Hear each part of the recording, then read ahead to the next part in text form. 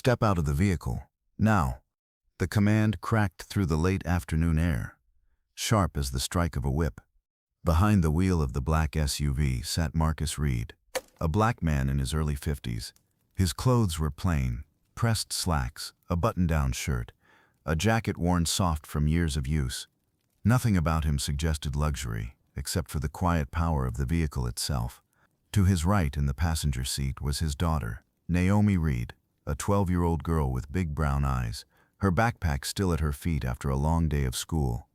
Marcus had slowed as the patrol car's lights flared behind him, red and blue slicing through the calm of the suburban highway. Now the young white officer rapped his knuckles hard against the glass, impatience already in the rhythm of his touch. "Sir," Marcus said evenly, rolling the window down halfway.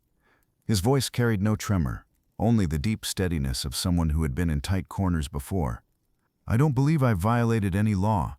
But the officer's eyes darted over the leather seats, the gleaming dashboard, the shine of the SUV that Marcus could afford but the officer clearly doubted he had earned. "Don't play games with me," the officer snapped. "This car, where'd you get it? Step out, now!" Naomi's small hand clenched the strap of her backpack. She whispered, "Dad?" Her voice was thin, already catching the scent of danger. Marcus forced a smile meant only for her. "It's all right, baby girl," he said softly. Then he turned his gaze back to the officer, meeting the young man's stare without flinching. "This is my car, officer. Registered, insured, everything in order." The words hadn't finished leaving his mouth when the door was yanked open. The officer's grip, tight on Marcus's arm, dragged him out with a force meant not just to control but to humiliate. In one practiced motion, Marcus was slammed chest first against the SUV's polished hood. His breath left him in a grunt. Metal vibrated under his ribs. Naomi screamed, "Stop! He didn't do anything! He's my dad!" Her cry pierced the growing crowd. Cars slowed in the lanes beside them.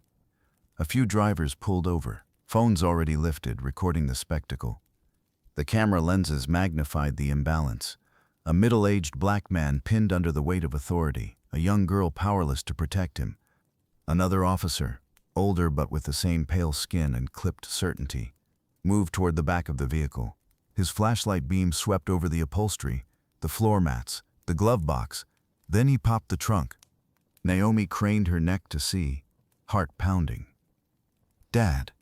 Marcus kept his eyes on the first officer's reflection in the windshield. He had learned long ago, stay calm, no sudden movements, no words that could be twisted. His silence was armor, though thin. And then came the moment that would shift everything. From the trunk, the second officer emerged with a small plastic bag, clear against the fading light, filled with a fine white powder. He held it high for the crowd to see, for the cameras to capture. "Wait a second. If you like this video, please like, comment, and subscribe. It really helps us." "Well, well," the officer said loudly, his voice theatrical, meant for the microphones he knew were listening. "What did I tell you? Every flashy ride has a story. And here's the truth. Rich or not, they're all the same. Criminals." The word hung in the air, poisonous and heavy. Naomi shook her head violently. "That's not his. That's not. He doesn't." Her voice broke into sobs. Marcus's jaw locked. His mind raced. How? When? Who? But there was no space for answers, only the cold steel of handcuffs biting into his wrists. The first officer leaned close enough that Marcus could smell the coffee on his breath. "You think you're different?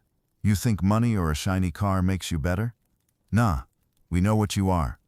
Phones caught every word, every sneer, every desperate cry from Naomi. The crowd thickened, curiosity feeding on outrage, and yet no one stepped forward. They watched, they filmed, they shook their heads, but they did not intervene. Marcus understood the trap. If he raised his voice, they would call him belligerent. If he resisted, they would call it proof. The cuffs were already on. Every word he spoke now would be ammunition against him. So he stood silent, chest tight with anger that had nowhere to go. Naomi pressed her hands against the glass, tears streaking her cheeks. "He didn't do anything. Please, he didn't do anything wrong." But the officers didn't look at her. They didn't have to. In their narrative, her voice was noise. One of the bystanders muttered, "Man, that's rough." Another whispered, "They planted that, I swear." But even those words dissolved into the hum of recording devices, comments destined for social media. The older officer turned toward the cameras, holding up the bag again like a hunter with his trophy. "This is what we deal with," he declared. "Doesn't matter if he smiles, talks polite, acts harmless, a black man is still the same underneath. Behind every mask of respectability, rot, lies, crime, they don't change." Marcus closed his eyes for half a second. Not in defeat, but in clarity. He knew then, this wasn't just an arrest. It was an attack designed to destroy more than his body or his reputation. It was meant to poison the air his daughter breathed, to teach her that even dignity could be crushed under the weight of suspicion. Naomi's voice reached him again, high and trembling. "Dad, say something." But he couldn't. Not here. Not yet. Because every word he spoke would be twisted. Every defense turned into accusation. And deep down, beneath the humiliation and the rage, Marcus Reed understood a truth sharper than the cuffs around his wrists. This was no random traffic stop. This was the beginning of something far more dangerous.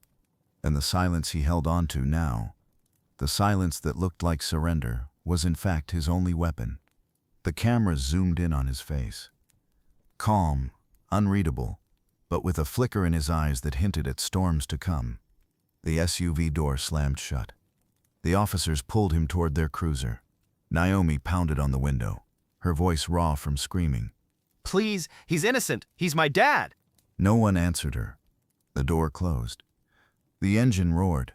The sirens rose again. And the highway, once just a strip of suburban calm, became the stage for a drama that would spread far beyond its guardrails. The precinct air was thick with fluorescent hum and the faint sting of bleach. Marcus Reed sat cuffed at a metal table, his frame composed but his wrists raw from the steel bite. He wore plain clothes, but his bearing was that of someone who had lived through storms and chosen dignity each time. Across from him stood Officer Kyle Mercer, young, white, early 20s, the badge still shining like new money on his chest. He leaned against the doorway, smirking as he tapped a small plastic bag of powder against his palm. "Go on," Mercer said. "Tell me where you got it." Marcus lifted his eyes. Calm, steady. "I have nothing to confess." Mercer scoffed. "You people never do.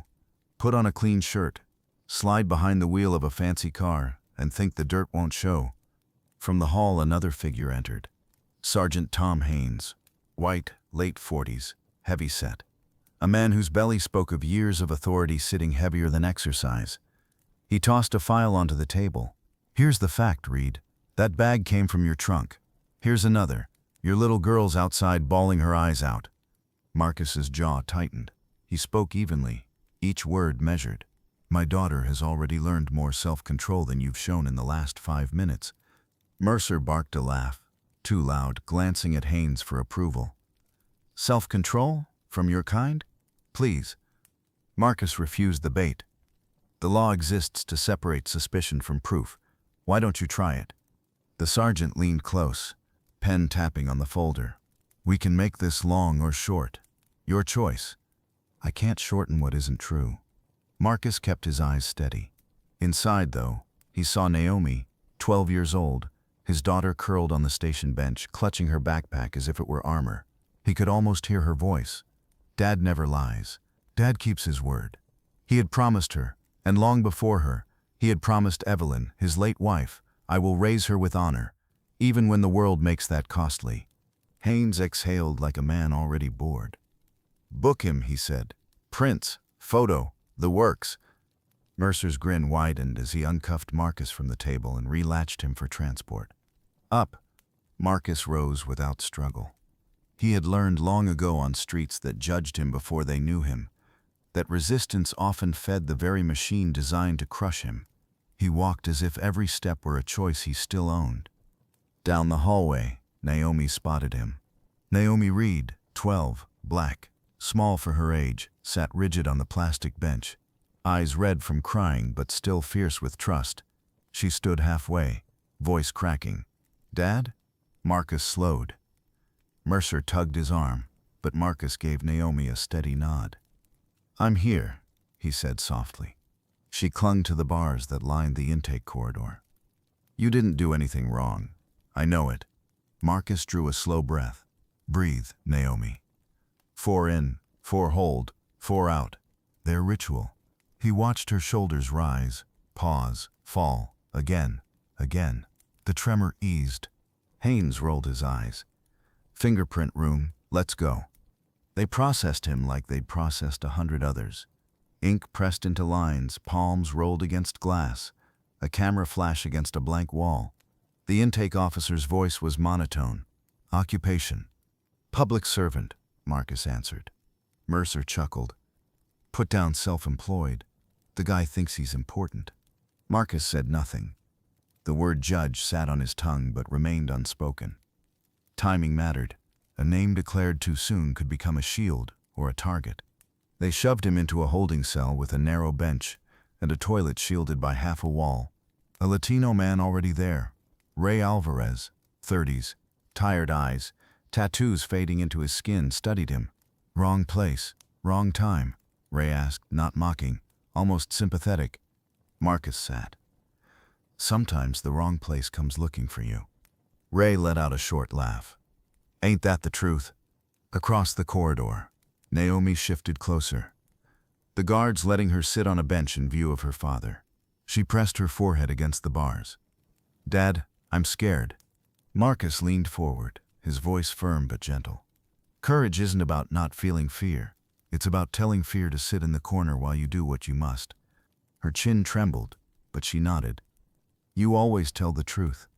I always will, Marcus said. From the duty desk, voices carried. Officers joked too loudly about the viral clip already online. Black man, luxury SUV, narcotics found. The words would spread faster than any correction could. Marcus closed his eyes. He remembered the old neighborhood, the cracked sidewalks where he'd once dreamed bigger than his zip code allowed. He remembered the scholarship letter that spelled his name right, the miracle of mail. He remembered Evelyn's last words, her hand pressing his chest. Not just success, honor. Mercer appeared at the bars with a printed screenshot from the viral video. Marcus pinned against the SUV hood, Naomi's terrified face in the corner. Look at that, Mercer said. Famous already. Marcus met his gaze. Public attention is not the same as public truth. Mercer sneered. Truth is whatever we write down here. Marcus's voice dropped, steady as a gavel. Then you're unfit for the oath you swore. For the first time, Mercer's expression flickered, something uneasy breaking through his smirk. He turned sharply and walked off. Silence settled. The fluorescent lights hummed overhead. Marcus unclenched his fist slowly. He would not rage, he would not beg. Naomi was watching, and every move he made was a lesson. Ray Alvarez muttered, half impressed. Man, you talk like a preacher. Marcus kept his eyes forward. I talk like a father who refuses to be defined by a lie. The words lingered in the cell like iron. Marcus straightened his back. He could feel the storm pressing against him, trying to force collapse. He would not bend, not now, not ever. And in that stillness, he prepared, not for surrender, but for the moment the truth would finally demand its voice. The hours dragged like chains. But Marcus Reed did not flinch. He sat in the holding cell, wrists cuffed, posture calm. The other men jeered. Guards muttered their contempt. Yet Marcus's silence unnerved them more than rage ever could. His stillness was not surrender, it was patience. Patience, carried like a weapon. Officer Kyle Mercer, the young white cop who had slammed him against his own hood, passed by the bars for the third time, smirk fading with each glance. Marcus's eyes followed him once, cool, steady, and Mercer looked away, unsettled. By mid-afternoon, Sergeant Tom Haynes marched in with a clipboard. Read, he barked. We're transferring your file upstairs. They'll love this. Rich black man, luxury car, suspicious powder in the trunk, open and shut. Marcus raised his head. What you call open, Sergeant, might soon be exposed as staged. Haynes scowled. Still running your mouth. Hope your daughter enjoys foster care. A crack ran through Marcus's chest at the thought of Naomi, sitting alone in that hallway. But he forced his face into calm. She'll be fine. She knows the truth. Haynes shook his head, muttering, "Unbelievable." He actually believes his own innocence. At that moment, the precinct doors slammed open. A voice rang out, clipped and commanding. "Federal counsel, stand aside." Heads turned. 4 figures entered. Leading them was Elaine Porter, a black woman in her early 50s, sharp suit, hair streaked with silver, the kind of lawyer whose presence carried both intellect and fire. At her side, Daniel Whitaker, white, mid-40s, with the cool demeanor of an internal affairs investigator. Behind them, 2 assistants wheeled in sealed evidence cases.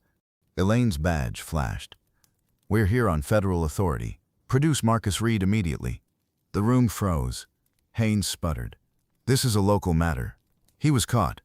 Whitaker cut in. "Save it. We have probable cause to believe this arrest was tainted. Hand him over." Mercer stammered from the corner. But we found—" Elaine's eyes sliced toward him. "You found what someone planted. Don't insult us with rehearsed lines." The holding cell buzzed open. Marcus stood, his calm composure intact, though Naomi's sob of relief from the hallway nearly broke him. Elaine placed a hand on his arm. "Judge Reed, you're safe now." Gasps rippled through the precinct. Mercer's jaw fell open. Haynes blurted, "Judge?" Marcus stepped forward, spine straight. His voice carried the weight of the gavel itself. "Yes, Federal Judge Marcus Reed, and you just tried to bury me under a lie." Silence hit like a stone dropped in water. Naomi pressed against her father's side as the cuffs were removed. Marcus touched her shoulder gently, anchoring them both. "See," he whispered, "patience has its hour." Elaine turned to the officers.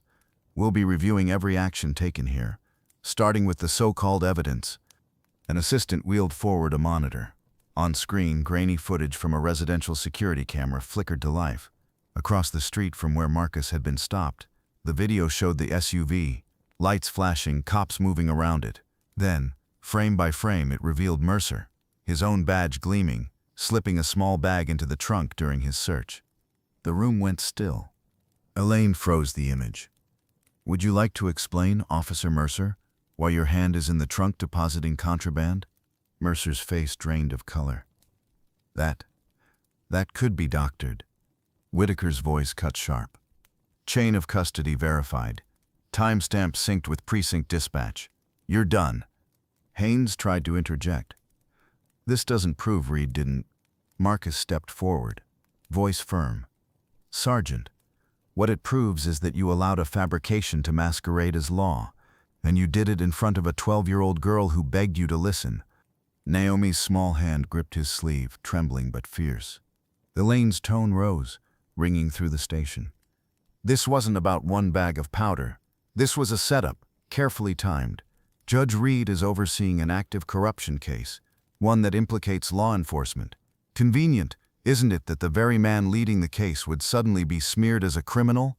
A murmur spread among the officers. Some shifted uneasily.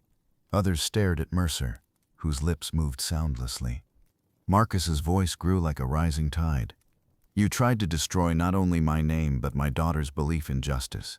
You thought you could silence a man by chaining him. But the truth has a way of seeping through cracks, even in concrete walls." He stepped closer to the sergeant, his gaze unblinking. "You've tried to cover the sky with one hand. It cannot be done." The words landed heavy. Mercer sank into his chair, head in his hands. Haynes muttered curses under his breath, but the fear in his eyes betrayed him. Elaine addressed the room. "Effective immediately. Judge Reed is released. This precinct is now subject to federal review. All files, all body cam footage, all arrest logs, seized." The assistants moved quickly, locking cabinets, tagging drives. The tide had turned. Naomi clutched her father's hand, tears spilling over, but this time from relief. "I knew it," she whispered. "I knew you'd be okay." Marcus knelt so their eyes met. "It wasn't just me, Naomi. It was the truth, and truth waits for its time." Whitaker turned toward the officers, voice steady. "Those who participated will be called to testify. Those who covered it up will answer for obstruction. Choose where you stand." A handful of cops lowered their heads. One muttered, "I didn't know." Marcus straightened. His words were slow, deliberate, carrying weight beyond the station walls. Justice is not a slogan painted on your cruisers. It's a discipline, and when officers abandon it, they make themselves the criminals. No one dared reply. As Elaine escorted Marcus and Naomi toward the exit, Naomi looked back. The same men who had sneered at her father now avoided his eyes. The same crowd that mocked his calm now stood mute, uneasy under the shift of power. Outside, the sun cut sharp against the pavement. Cameras had already gathered, drawn by the rumor of federal intervention. The story had been running one way all morning. Black man, suspicious powder, SUV. Now the current reversed. Reporters shouted questions. Elaine raised a hand to shield Marcus and Naomi. "No statements yet. Evidence speaks first." But Marcus did turn briefly, his voice clear enough for the microphones to catch. "They tried to break me in front of my child. Instead, they revealed themselves. Justice has only begun." The words carried, bouncing against lenses, scribbled into notepads, and in that moment the scales tipped, from a man accused to a man vindicated, from suspicion to reckoning. Inside the station, Mercer sat staring at the frozen video frame of his own betrayal.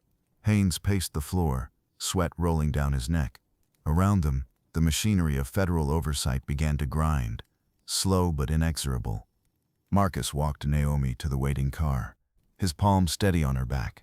She leaned against him, exhausted but smiling. "Dad," she whispered, "does this mean it's over?"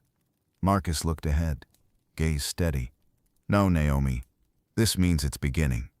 Because now the battle wasn't about his innocence. It was about exposing the system that tried to crush him. And for the first time since the handcuffs closed, Marcus Reed felt the weight shifting, not off his shoulders, but onto those who had carried their power like a weapon. By the next morning, the story was everywhere. Clips of Marcus Reed pressed against his own car hood, hands cuffed while his 12-year-old daughter screamed in protest, had gone viral overnight. But alongside them, another video was now circulating, the grainy security footage showing Officer Kyle Mercer slipping a packet into the trunk. Two images, side by side, the humiliation of an innocent man and the quiet treachery that had framed him. The nation drew its own conclusions. News anchors called it a devastating breach of trust. Editorials spoke of a system that bends truth until it breaks. Protesters gathered outside the precinct, chanting for resignations. What had begun as the story of a suspicious powder arrest had become a referendum on power, prejudice, and the fragility of justice itself. Inside the department, the shockwaves were brutal. The Internal Affairs Division launched a full sweep, files pulled, body cams seized, supervisors questioned under oath. Mercer was suspended immediately, stripped of badge and weapon. Others, sergeants who had looked the other way, captains who had signed off on doctored reports, were placed on leave pending investigation. For the first time in years, the blue wall of silence showed cracks. Weeks later, in a courtroom packed with reporters, the case of the People v. Kyle Mercer opened. Mercer sat at the defense table, younger than many of the officers lining the gallery, yet already hollowed by disgrace. His lawyer tried to frame him as a misguided rookie, but the prosecution built its case methodically. Timestamps, forensic video analysis, testimonies from fellow officers who admitted they had seen something but were pressured to keep quiet. On the witness stand, Marcus Reed spoke with the same composure he had held in the cell. His voice carried the clarity of a gavel. "Officer Mercer did not just plant evidence in my car," he said. "He planted a lie in front of my daughter, teaching her that justice can be twisted against the innocent. That lesson could have scarred her forever. But we are here because lies once exposed cannot stand." The words hung in the courtroom. Some jurors shifted uncomfortably. Others nodded, as though recognizing a truth too long ignored. The prosecution's closing argument was blunt. This was not an isolated act of misconduct. This was conspiracy. This was a young officer shielded by a culture that believed a black man in a luxury car must be dirty. This was prejudice dressed in uniform. When the verdict came, the silence was taut enough to break. Guilty on charges of perjury, falsifying evidence, and abuse of authority. Mercer's head dropped into his hands. The sentence would come later, but the stain would last a lifetime. He was not the only one. Other names surfaced: officers who had signed false logs, supervisors who ignored red flags. Some faced suspension, others prosecution. The department's leadership scrambled, promising reform. For the public, the case became a watershed moment. At the final press conference, Judge Marcus Reed stood at the podium. Naomi seated just behind him. Cameras flashed, microphones jutted forward, the weight of a nation's gaze pressing down. He paused, letting the silence draw everyone in. "Justice," he began, "is not blind. It sees very clearly. But too often it has been forced to look away, its vision clouded by prejudice. What happened to me was not an accident. It was an attempt to weaponize that prejudice. Today we remove the blindfold. Today we prove that lies, no matter how carefully planted, cannot bury the truth." He leaned closer to the microphone, voice sharpening. "For those who ask, can the system still work? I say yes, but only when ordinary citizens demand it, when the law is stripped of bias, and when those entrusted with power remember they are servants, not masters." Naomi's eyes shone with pride as she watched her father step back from the podium. The applause was not thunderous, it was solemn, deliberate, the kind that carried weight. As they left the courthouse, reporters swarmed, but one lens caught the perfect frame: father and daughter walking side by side, sunlight spilling over them, shadows falling behind. For Marcus, it was not triumph, it was restoration. His dignity returned, his name intact, his daughter's faith preserved. For Naomi, it was proof that her father's words were not just promises whispered at bedtime. They were truths tested in fire and proven unbreakable. And for the city, it was a reckoning. In the weeks that followed, reforms rippled outward. New oversight boards, body cams mandated, training on bias re-examined. Not every change stuck, not every wrong was righted, but the case of Judge Reed had entered the lexicon, a warning and a beacon. For Mercer and those who followed him into disgrace, the consequences were steep: lost careers, shattered reputations, and the knowledge that the system they tried to twist had turned back on them. For Marcus Reed, the path forward was quieter. He returned to the bench, presiding with the same patience that had unnerved his captors. But those who entered his courtroom saw something new: a man who had lived the weight of injustice, and who now wielded justice not as abstraction, but as survival. At home, Naomi sometimes asked, "Daddy, will it happen again?" Marcus never lied. There will always be those who try. But as long as truth finds its voice, they cannot win forever. And so the story closed not on victory but on vigilance, on a father and daughter stepping into the light, reminders that justice is not guaranteed. It is defended daily by courage, composure, and the refusal to bow to lies. Because even the strongest falsehood can crumble when one man refuses to break. Messenger. Sometimes, the deepest injustice is not the crime itself, but the lie told to make it seem justified. Tonight's story asked us to witness a man nearly destroyed not by his own actions, but by a system eager to believe the worst of him because of the color of his skin. Yet it also reminded us of something vital. Truth is stubborn. It waits, it resists, and in the right moment, it rises. Judge Marcus Reed held on to his dignity when the world tried to strip it away, and in doing so, he showed his daughter and all of us that courage and composure can outlast deceit. Justice is fragile, yes, but with vigilance, it can be restored.